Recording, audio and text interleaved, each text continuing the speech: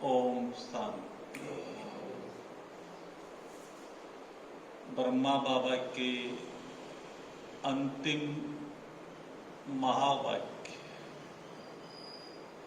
जो हम सब बच्चों को गिफ्ट के रूप में देख के गए थे, निराकारी, निर्विकारी और निरअहंकारी। ये हम सभी ब्राह्मण बच्चों का भी अंतिम लक्ष्य है। कैसे हमें संपूर्ण और संपन्न बनना है, उसकी ये 3 निशानियां: निराकारी, निर्विकारी, निरअहंकारी। मनसा में निराकारी, वाचा में निरअहंकारी और कर्म में निर्विकारी। फिर भी कई भाई बहन पूछते हैं कि इनकी क्या निशानियां हैं, थोड़ा उस पर हम चर्चा करेंगे। सबसे पहले निर्विकारी। हम इतने समय से तपस्या कर रहे हैं, तो क्या इसके साइन हैं, हम कहाँ तक पहुंचे हैं? तो जितना हम निर्विकारी बनते जाते हैं और संपूर्ण निर्विकारी के निशानियां क्या होगी? एक तो कर्म बंधनों के प्रभाव से वो आत्मा मुक्त होती जाएगी। जितना हम निराकारी आत्म अभिमानी स्थिति का अभ्यास करेंगे,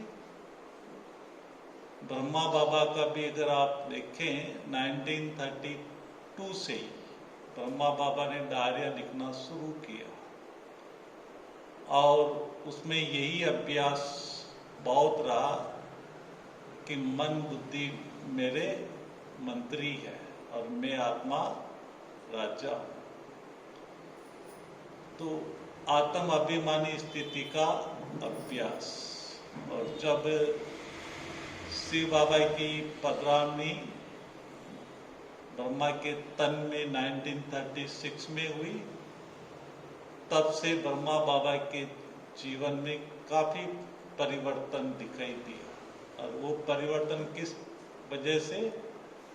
एक ही वजह से कि मैं देह नहीं हूं, मैं आत्मा। बहुत लंबा काल का ब्रह्मा बाबा ने ये पुरुषार्थ करके अपनी स्थिति को ऊंचा और श्रेष्ठ पवित्र बनाया। तो ब्रह्मा बाबा के जीवन को हम देखते हैं, कैसे उन्होंने अपनी मंजिल हासिल की। तो इसके लिए आत्म अभिमानी बनने का अभ्यास हर मुरली में आता है। कोई भी मुरली ऐसी नहीं होगी जिसमें ये लाइन नहीं होगी: अपने को आत्मा समझ, बाप को याद करो। पहले ही पाठ पक्का करना। तो इसकी निशानियां क्या क्या दिखाई देगी?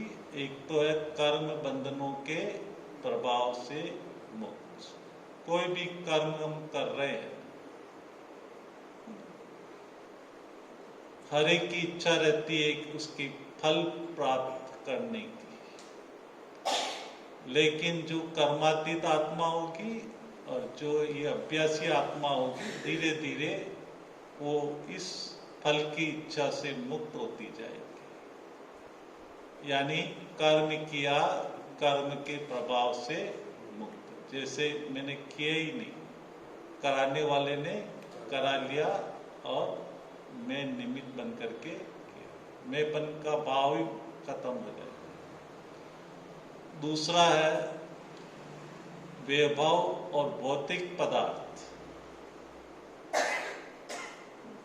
उससे मुक्त। कोई भी भौतिक पदार्थ, संपत्ति है ना, उसमें आसक्ति नहीं हो, निमित्त भाव। तीसरा है देहदारियों के संबंधों से मुक्त, चाहे अच्छा सेवादारी हो, सहयोगी हो, कोई भी देहदारी हो, देहदारी के संबंधों से मुक्त, कोई भी देहदारी याद नहीं आए। ब्रह्मा बाबा के सामने जब शरीर छोड़ने के समय बाबा के बहुत लवली बच्चे सामने थे और इतने बच्चे सामने होते हुए 1 सेकंड में बाबा न्यारा हो गए। तो इससे हम सीख सकते हैं कोई भी देहदारी, सेवादारी या आज्ञाकारी, कोई भी देहदारी के लगाव से मुक्त। और चौथा है देह के स्वभाव और संस्कारों से मुक्त। ये निशानियां चेक करो। फिर आती है निर्विकारी। हम कितने पवित्र बने हैं, कितनी परसेंटेज में हमारे अंदर प्योरिटी आ रही है। निर्विकारी अर्थात 5 विकारों से मुक्त। सबसे पहले जो काम विकार है, बड़े रूप से तो हमने त्याग किया ही है, लेकिन उसके सूक्ष्म अंश, काम विकार का सूक्ष्म अंश कोई भी कामना अंदर रह तो नहीं गई है, तो ये चेक करो। और काम विकार का भी सूक्ष्म अंश क्या है? आलस्य, अलबेला। अगर आपका शरीर से भी थोड़ा सा भी प्यार है तो उसको आलस्य आएगी, सुस्ती आएगी। तो अमृत वेला अगर हमें जल्दी उठने में आलस्य आता है, थोड़ा और सो लें, अभी तो 3 बजा है ना, थोड़ा सुस्ता लें, ये काम विकार का अंश आलस्य के रूप में आता है। क्योंकि जब हम देह भान में रहते हैं तो हमारी काफी एनर्जी लॉस हो जाती है और जिसके कारण सवेरे उठने में आलस्य आता है। तो ये चेक करो, कहीं आलस्य और अलबेलापन तो नहीं है। अलबेलापन भी कई तरह का है। अभी तो हम संपूर्ण कौन बना है ना, बड़े बड़े भी संपूर्ण नहीं बने हैं, है ना, अंत में बन जाएंगे। तो इस तरह से ये अलबेलापन आता है। और आलस्य, इतनी जल्दी क्या है, अभी 3 बजा है ना, अभी तो टाइम है, थोड़ा सा सुस्ता लें, है ना, 3:30 बजे उठना है। और जब हम थोड़ा सा ये संकल्प करते हैं तो 3 बजे सोते हैं वापिस और फिर 5 बजे जाकर नींद खुलती है। तो ये आलस्य भी आता है। आज मुरली घर पर ही सुन लेते हैं, है ना, आज अगर नहीं गए तो क्या हुआ, टीवी पर ही मुरली सुन लेते हैं। मुरली तो सुननी है, ये आलस्य। तो ये काम विकार के अंश चेक करो।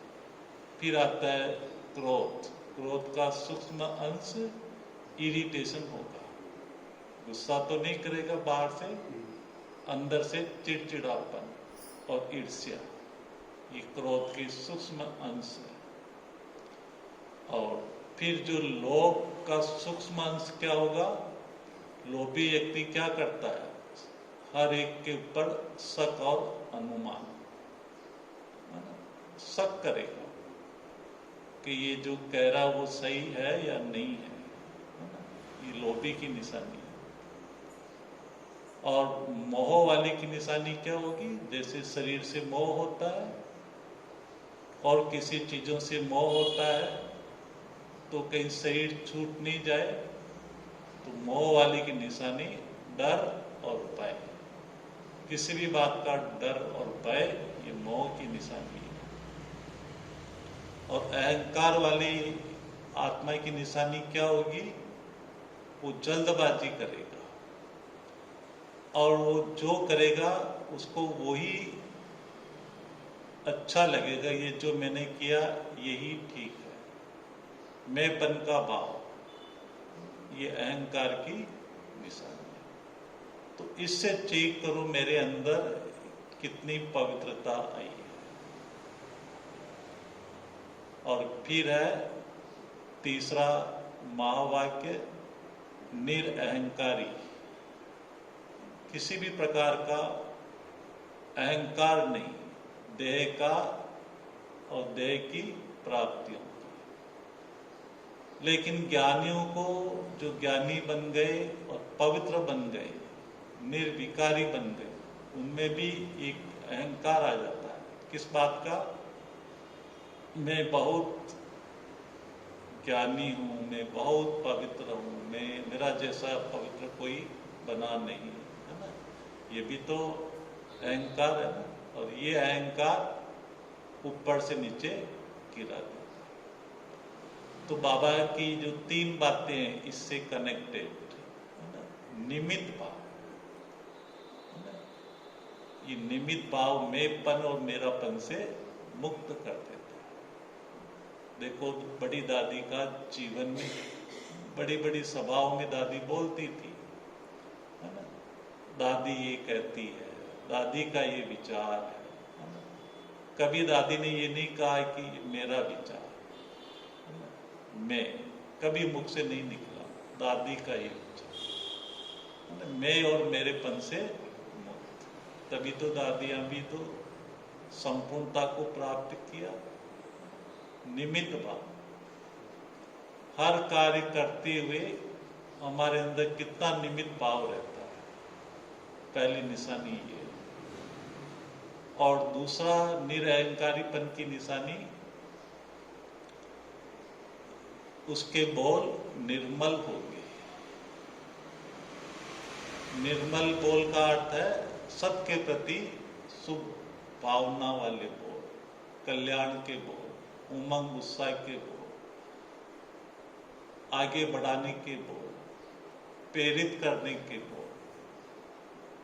और तीसरा है निर्माणता, हर कार्य में निर्माण का कार्य करेगी वो।